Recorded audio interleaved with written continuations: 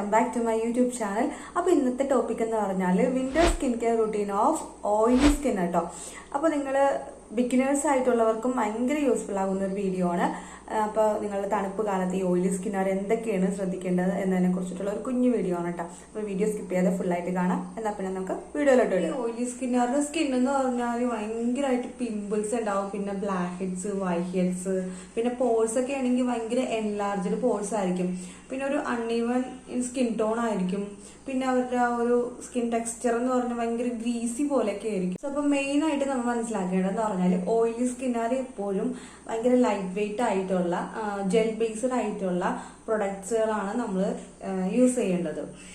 അപ്പോൾ അത് എന്തൊക്കെയാണെന്ന് നമുക്ക് നോക്കാം, പിന്നെ സ്കിൻ കെയർ സ്റ്റെപ്സ് എന്തൊക്കെയാണെന്നും നോക്കാം. അപ്പോൾ ഫസ്റ്റ് സ്റ്റെപ്പ് പറയുന്നത് ക്ലെൻസിങ് ആണ് കേട്ടോ. അപ്പോൾ ക്ലെൻസർ നമ്മൾ യൂസ് ചെയ്യേണ്ടത് ലൈറ്റ് വെയിറ്റ് ആയിട്ടുള്ള ജെൽ ബേസ്ഡ് ക്ലെൻസർ ആണ് യൂസ് ചെയ്യേണ്ടത്.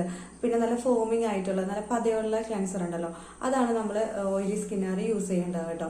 അതായത് ഇപ്പോൾ ഞാൻ എക്സാമ്പിളായിട്ട് ഇവിടെ പറയാം, ഹിമാലയയുടെ ഈ ഒരു പ്യൂരിഫൈ നീം ഫേസ് വാഷ് നല്ലതാണ് കേട്ടോ. പിന്നെ മിനിമലിസ്റ്റിന്റെ ഈ ഒരു ഫേസ് വാഷ് നല്ലതാണ്.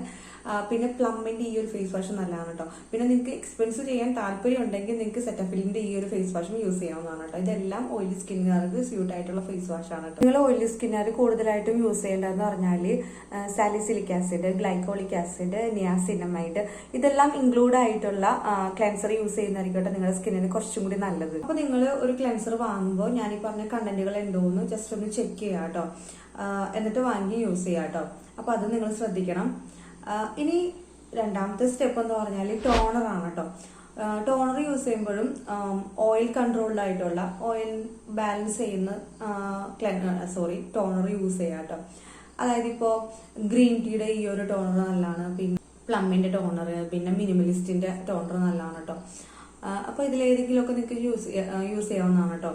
ഇനി മൂന്നാമത്തെ സ്റ്റെപ്പ് എന്ന് പറഞ്ഞാൽ സിറം യൂസ് ചെയ്യുന്നതാണ് കേട്ടോ. അപ്പോൾ ഓയിലി സ്കിന്നുകാർക്ക് സ്യൂട്ട് ആയിട്ടുള്ള സിറം എന്ന് പറഞ്ഞാൽ ഡെബ്ഡോക്കിന്റെ ഈ ഒരു സിറം നല്ലതാണ്, പിന്നെ മിനിമലിസ്റ്റിന്റെ ഈ ഒരു സിറം, പിന്നെ പ്ലമ്മിന്റെ സിറം, പിന്നെ ഡീകൺസ്ട്രക്ഷൻ ഒരു സിറം നല്ലതാണ്, പിന്നെ ഡെർമാക്കോയിന്റെ ഈ ഒരു സിറം നല്ലതാണ് കേട്ടോ. അപ്പോൾ ഇതിൽ ഏതെങ്കിലും നിങ്ങൾക്ക് യൂസ് ചെയ്യാവുന്നതാണ് കേട്ടോ. പിന്നെ സിറം യൂസ് ചെയ്യുമ്പോൾ ഇപ്പോൾ ആക്റ്റീവ് ആക്നീസ് ഒക്കെ ഉള്ളവരാണെങ്കിൽ സാലിസിലിക് ആണ്. ഇപ്പോൾ ഡെർമഡോക്കിന്റെ തന്നെ എടുക്കുകയാണെങ്കിൽ അതിൽ ഡിഫറെന്റ് ആയിട്ടുള്ള കണ്ടന്റിൽ വന്നിട്ടുണ്ട് കേട്ടോ. ഇപ്പോൾ സാലിസിലിക് ആസിഡിൽ റിറ്റിനോള്, പിന്നെ കോജിക് ആസിഡ്, വൈറ്റമിൻ സി, അങ്ങനെ ഒത്തിരി ഡിഫറെന്റ് ആയിട്ടുള്ള കണ്ടന്റിൽ വരുന്നുണ്ട്. സോ അപ്പോൾ അതുകൊണ്ട് തന്നെ നിങ്ങളുടെ സ്കിന്നിന് എന്താണ് പ്രോബ്ലം, അതിപ്പോൾ ഭയങ്കരമായിട്ടുള്ള ആക്നീസ് ഒക്കെ ഉള്ളവരാണെങ്കിൽ, പിമ്പിൾസ് ഒക്കെ ഉള്ളവരാണെങ്കിൽ നിങ്ങൾ സാലിസിലിക് ആസിഡ് ആണ് കേട്ടോ യൂസ് ചെയ്യേണ്ടത്. അല്ല നിങ്ങളുടെ സ്കിന്നിൽ ഭയങ്കരമായിട്ട് കറുത്ത പാടുകളുണ്ട്, പിഗ്മെന്റേഷൻ ഉണ്ട്, അങ്ങനെയുള്ളതൊക്കെ ഒന്ന് പോകാൻ വേണ്ടിയിട്ടാണെങ്കിൽ നിങ്ങൾക്ക് വേണമെങ്കിൽ ആൽഫ ആർബുട്ടിൻ ഈ ഒരു സിറം യൂസ് ചെയ്യാം കേട്ടോ. അതല്ല നിങ്ങളുടെ സ്കിന്നൊന്ന് നന്നായിട്ടൊന്ന് ബ്രൈറ്റ് ആക്കണം, പിഗ്മെന്റേഷൻ മാറാനായിട്ടും ഡാർക്ക് സ്പോട്ട് മാറിയിട്ട് നല്ലൊരു ഗ്ലോ കിട്ടാൻ വേണ്ടിയിട്ടാണെങ്കിൽ നിങ്ങൾക്ക് നിയാസിനമൈഡ് അല്ലെങ്കിൽ വൈറ്റമിൻ സി യൂസ് ചെയ്യാം കേട്ടോ. ഇനി ഇതൊന്നുമല്ല, നിങ്ങളുടെ സ്കിന്നിന് ഭയങ്കരമായിട്ട് ഹൈപ്പർ പിഗ്മെന്റേഷൻ ഉണ്ട്, ഡാർക്ക് സ്പോട്ട് ഉണ്ട്, ഇതൊക്കെ മാറാനാണെങ്കിൽ നിങ്ങൾക്ക് കോജിക് ആസിഡ് യൂസ് ചെയ്യാവുന്നതാണ് കേട്ടോ. ഇനി ഇതൊന്നുമല്ല, നിങ്ങളുടെ സ്കിന്നിന് ഭയങ്കരമായിട്ട് ചുളിവുകളുണ്ട്, വരകളുണ്ട്, അങ്ങനെ ആന്റി ഏജിങ് പ്രോബ്ലംസ് ഉള്ളവരാണെങ്കിൽ നിങ്ങൾക്ക് റെറ്റിനോൾ യൂസ് ചെയ്യാവുന്നതാണ് കേട്ടോ. ഇനി നെക്സ്റ്റ് വന്നത് മോയ്സ്ചറൈസർ ആണ് കേട്ടോ. അപ്പോൾ മോയ്സ്ചറൈസറും നമ്മൾ തിരഞ്ഞെടുക്കുമ്പോൾ ജെൽ ബേസ്ഡ് ആയിട്ടുള്ള ലൈറ്റ് വെയിറ്റ് ആയിട്ടുള്ള മോയ്സ്ചറൈസർ യൂസ് ചെയ്യാം കേട്ടോ. ഓയിലി സ്കിന്നുകാർക്ക് ബെസ്റ്റ് ആയിട്ടുള്ള ഒരു മോയ്സ്ചറൈസർ പോൺസ് ആണ് കേട്ടോ. ഞാൻ നേരത്തേക്ക് പോൺസ് ആണ് യൂസ് ചെയ്തിരുന്നത്. നല്ല മോയ്സ്ചറൈസർ ആണ്, എല്ലാ സ്കിൻ ടൈപ്പിനും പറ്റും. സ്പെഷ്യലി പറയുകയാണെങ്കിൽ ഓയിലി സ്കിന്നുകാർക്ക് ബെസ്റ്റ് ആയിട്ടുള്ള മോയ്സ്ചറൈസർ ആണ് കേട്ടോ. അത് കൂടാണ്ട് പിന്നെ പ്ലമ്മിന്റെ, മിനിമലിസ്റ്റിന്റെ, അങ്ങനെ നമ്മൾ സെയിം ബ്രാൻഡിന്, അതായത് ക്ലെൻസർ യൂസ് ചെയ്ത് സെയിം ബ്രാൻഡിന്റെ തന്നെ നമുക്ക് മോയ്സ്ചറൈസറും യൂസ് ചെയ്യാവുന്നതാണ് കേട്ടോ. അപ്പൊ ഇതിൽ ഏതെങ്കിലുമൊക്കെ നിങ്ങൾക്ക് യൂസ് ചെയ്യാവുന്നതാണ് കേട്ടോ. പിന്നെ നമ്മൾ അപ്ലൈ ചെയ്യുമ്പോൾ ഉണ്ടല്ലോ, കുറച്ച് എമൗണ്ടിൽ അപ്ലൈ ചെയ്യാം കേട്ടോ.